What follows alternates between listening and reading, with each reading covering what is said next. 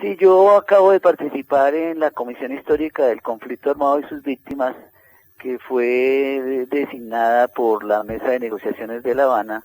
con el fin de hacer una indagación sobre el origen, las razones que explican la permanencia y las consecuencias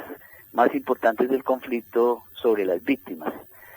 Como resultado de esta comisión, yo he elaborado un informe individual que trata de la injerencia de los Estados Unidos y las relaciones que esa injerencia tiene con la contrainsurgencia y el terrorismo de Estado. Este informe tiene una importancia significativa porque es la primera vez en la historia de la violencia en Colombia que en una comisión negociada por la mesa se da la libertad para expresar opiniones diferentes que van a ser, tenidas en cuenta en alguna forma, de manera directa o indirecta, en la misma mesa de negociaciones y que pueden ayudar a clarificar lo que ha sucedido en el país. No es un trabajo académico convencional, antes se podían haber realizado trabajos en las universidades o de manera independiente, pero que no tenían, tanta repercusión porque es un informe, repito, avalado por la Mesa de Negociación de La Habana. ¿Qué decidí yo investigar? En lugar de la mayor parte de los otros colegas que analizaron la globalidad del conflicto, yo me concentré en un aspecto que me parece fundamental y que es necesario dilucidar, y es la presencia de los Estados Unidos en el conflicto armado colombiano, es decir, la responsabilidad directa de Estados Unidos en el origen, desarrollo y permanencia del conflicto. Y para eso entonces he analizado en una perspectiva histórica un sinnúmero de aspectos de esa injerencia, entre ellos el que usted menciona, la presencia de militares y mercenarios de los Estados Unidos que han participado reiteradamente y participan en violaciones a jovencitas colombianas cercanas a las bases militares o a los batallones donde los Estados Unidos tiene presencia, pero además este tipo de violaciones cuenta con el respaldo del Estado colombiano porque las tropas de los Estados Unidos y sus funcionarios, que son mercenarios aunque se llaman contratistas, proceden con completa libertad y con la impunidad, sabiendo que no van a recibir ningún tipo de castigos. Dado que el informe es un informe sintético y muy corto, me limito a señalar en unos cuantos párrafos este tipo de abusos por parte de las tropas de los Estados Unidos, pero también indico otro tipo de violaciones a la población colombiana en distintas acciones de guerra, patrocinio al ejército colombiano, patrocinio de los grupos paramilitares, participación directa de Estados Unidos en bombardeos contra campesinos colombianos que han ocasionado decenas de muertos, y en general patrocinio a toda la impunidad de las Fuerzas Armadas y del Estado colombiano. Ahora, hay un par de cositas que por ahí me gustaría que usted pueda explicar e inclusive dar su opinión. En primer lugar, usted hace mención a este proceso que se está dando en las negociaciones de paz, a donde se involucran a las víctimas. Sin embargo, con respecto a este punto, que es justamente el de cómo involucrar a las víctimas y cuál va a ser el reconocimiento que tanto el Estado como la insurgencia va a hacer de las víctimas, hay una serie de conflictos. ¿Cuáles son los principales conflictos que usted ve con respecto a esto y cuál es su opinión con respecto a cómo hacer para que las víctimas formen parte del proceso y formen parte de una Colombia en paz en el futuro?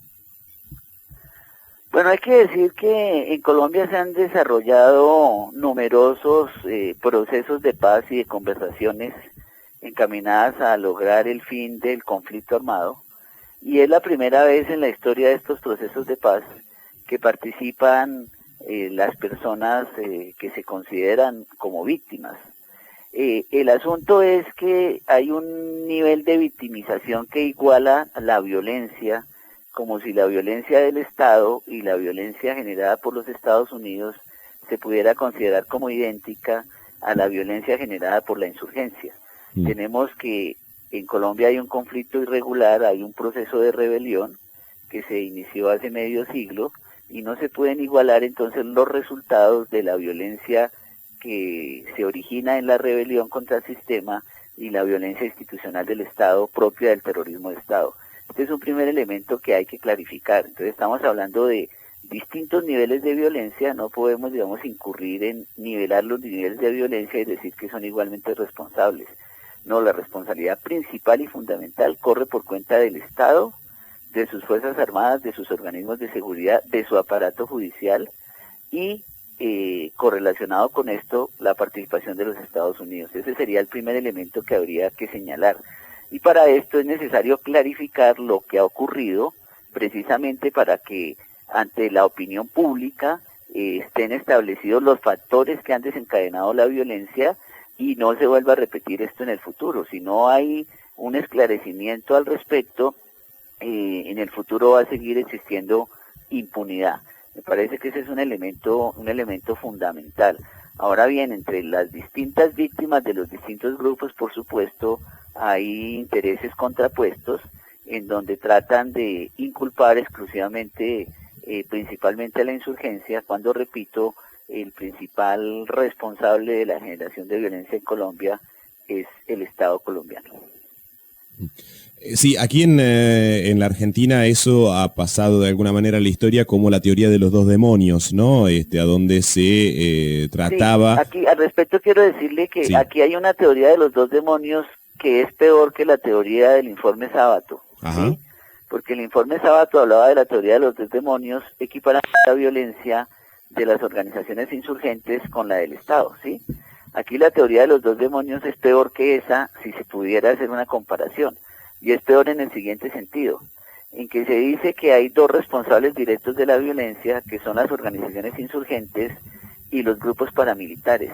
Y el Estado se coloca encima como también una víctima que no ha sido propiciador de la violencia. Entonces es una teoría más vergonzosa de los dos demonios la que circula en este país y que difunden los medios de comunicación, la academia y todos los interesados en tapar y ocultar el terrorismo de Estado.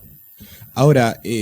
nosotros arrancábamos hablando del informe que usted ha confeccionado con respecto a la participación y el rol de los Estados Unidos en el conflicto armado en Colombia. Decíamos que esto forma parte de algo que es totalmente nuevo en Colombia y que tiene que ver con la inclusión de las víctimas en los diálogos de paz. ¿Cuál va a ser entonces, a partir de todo esto, el rol de lo que ustedes produzcan, como por ejemplo el trabajo que usted acaba de presentar, en lo que puede llegar a ser un acuerdo entre el Estado y los insurgentes? Bueno, cuando se formó esta comisión, esta no es una comisión de la verdad, esta es una comisión histórica, ¿sí? La comisión de la verdad tendría otras funcionalidades y también está prevista y empezaría a funcionar cuando efectivamente terminara el conflicto armado, si se llega, digamos, a esa fase que todos deseamos. Por ahora esta es una comisión histórica que proporciona insumos que ayuden a las partes en la mesa de discusión y que contribuyan a clarificar algunos aspectos centrales del conflicto en Colombia. Personalmente yo considero que un aspecto central del conflicto en Colombia es la presencia de los Estados Unidos. En ese sentido Colombia no es la excepción, sino es más bien la regla, igual a lo que ha sucedido en otros conflictos internacionales, principalmente en América Latina, donde Estados Unidos siempre ha tenido un rol central significativo, como sucedió en Guatemala, como sucedió en Salvador, como sucedió en Nicaragua, como sucedió también en las dictaduras del Cono Sur, en el Plan Cóndor. Siempre Estados Unidos está detrás de la contrainsurgencia y del terrorismo de Estado de múltiples maneras, porque proporciona apoyo logístico, apoyo financiero, armas, presencia directa de sus tropas, asesores, inteligencia, y ayuda y participa directamente en acciones militares. Por todas estas razones, más toda la doctrina de la contrainsurgencia y de la seguridad nacional, Estados Unidos es un agente directo, no es un agente externo. Lo que sucede es que a la hora de analizar el conflicto interno en Colombia ha predominado la visión que es una cuestión puramente doméstica de nosotros y no hay fuerzas externas interesadas en mantener el conflicto y que se han lucrado del conflicto. Cuando yo hice este informe, yo pensé un poco en lo que sucedió en Guatemala a mediados de la década del 90, cuando el gobierno de los Estados Unidos, que estaba en ese momento bajo la presidencia de Clinton, reconoció su responsabilidad en la violencia desencadenada en Guatemala después de 1954 y que dejó por lo menos, aunque es una cifra discutible, 200.000 muertos, la mayor parte indígenas. Clinton le pidió perdón al pueblo de Guatemala y reconoció la participación directa de los Estados Unidos. Nosotros aspiramos a que algo similar ocurra, pero no solamente que sea un perdón formal, sino un reconocimiento de la responsabilidad de Estados Unidos en todos los crímenes de Estado que se han cometido en Colombia, por lo menos después de 1948. Y por eso yo me he dedicado me he concentrado en este punto específico del conflicto colombiano. Renan, y frente a la publicación de este informe, la toma de estado público, ¿no?, de esto que ustedes están denunciando, ¿cuál fue la repercusión por parte de los medios de comunicación, de ciertas esferas de la política? ¿Qué se dijo en Colombia al respecto? Bueno, este informe está circulando desde el 10 de febrero, cuando se hizo su presentación pública en La Habana de la mesa de diálogos. Inmediatamente, las dos partes de la mesa de La Habana se dieron a la tarea de difundirlo por medios virtuales. Y estamos todavía, en el momento en que se está analizando sus distintos significados e implicaciones, porque hay que decir una cosa: este no es un informe monolítico y homogéneo. En este informe hay 12 miradas individuales y 2 propuestas de relatoría. Cada una de esas miradas tiene sus propios intereses políticos e intelectuales y se manifiestan en el informe. Entonces hay también informes muy tradicionales, muy conservadores, que defienden al Estado, que responsabilizan a la insurgencia de la violencia en Colombia, pero esos informes son, minoritarios, no son la mayoría. Si uno fuera a cuantificarlos, estaríamos hablando de 2 o 3 informes en esa dirección. El resto de informes con matices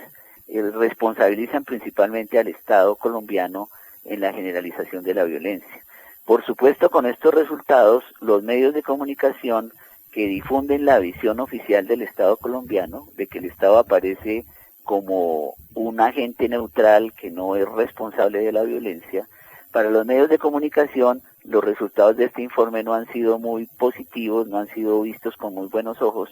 y en la mayor parte de los casos se han encargado de silenciar, y sobre todo de silenciar las posturas más críticas que aparecen en los informes individuales.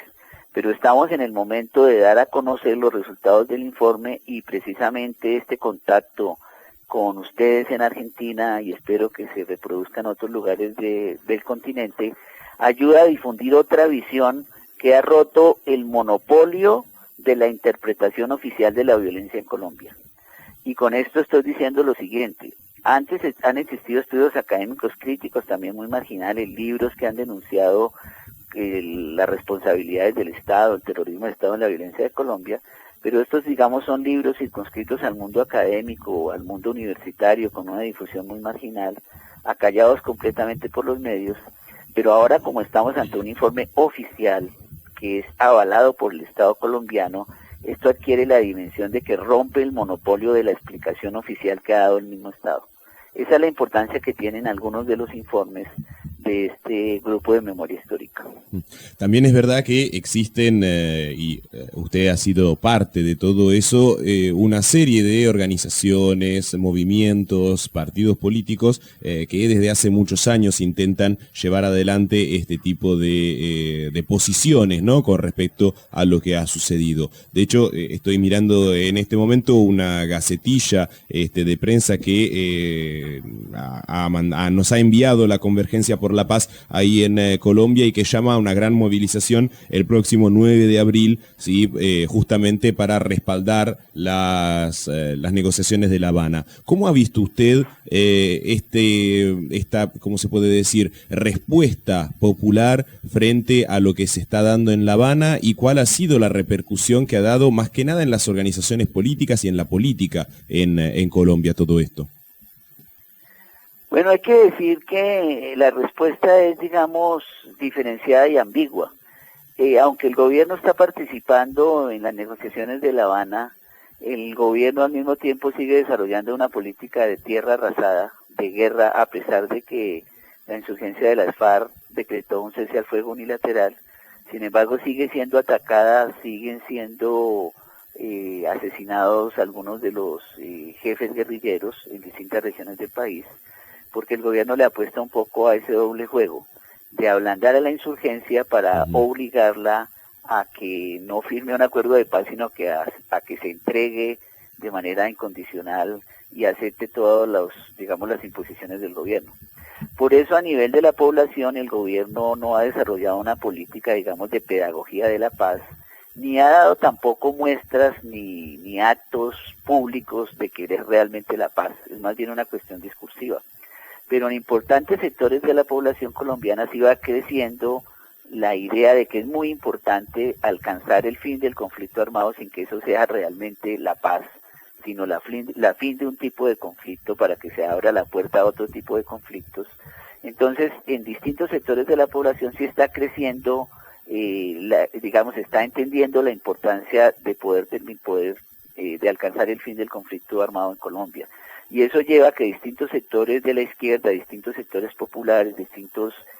movimientos sociales se estén organizando y movilizando para que se logre eso y para que ninguna de las partes se levanten de la mesa de la negociación hasta no haber alcanzado un acuerdo satisfactorio, pero además presionando para que en el futuro no se repita, se desorganicen los grupos paramilitares de la extrema derecha que están interesados en sabotear el proceso. El 9 de abril hay una movilización, el 9 de abril es una fecha histórica muy importante en Colombia, porque se conmemora otro aniversario más del asesinato de Jorge Eliezer Gaitán. Ese día se ha establecido oficialmente como el Día de la Memoria en Colombia, y esperamos que esta movilización pueda, manifestar un apoyo masivo al mantenimiento de la mesa de diálogos en La Habana.